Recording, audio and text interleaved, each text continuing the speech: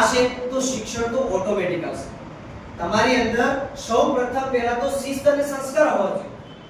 તમે ઘરેથી નીકળો છો, તમારા મા-બાપને કેટલો વિશ્વાસ હશે કે મારું બાળક ઘરેથી નીકળ્યું, મારું બાળક ભણવા જાય છે, ટ્યુશને જાય છે. તમારા માતા-પિતાની એવી આશા, કોઈ માતા-પિતાની એવી આશા ના હોય કે મારું બાળક પાછું આવે. દરેક માતા-પિતાની આશા એવી હોય છે કે મારું બાળક કંઈક ઉચ્ચ લેવલે જાય.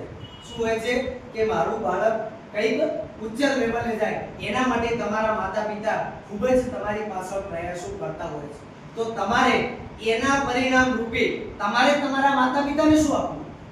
તમારે તમારા માતા-પિતાને શું આપવું? તો તમારા માતા-પિતા જે તમારા શિક્ષણ પાછળ જે રસ દાખવે છે, જે ખર્ચ કરે છે, એની પાછળ તમારે ફક્ત ને ફક્ત તમારા માતા-પિતાને એટલું જ આપવાનું રહે છે કે તમે શિક્ષણની અંદર ધોરણ 10 અને ધોરણ 12 ની અંદર સારું પરિણામ લાવી અને તમારા માતા-પિતાનું નામ રોશન કરવાનું.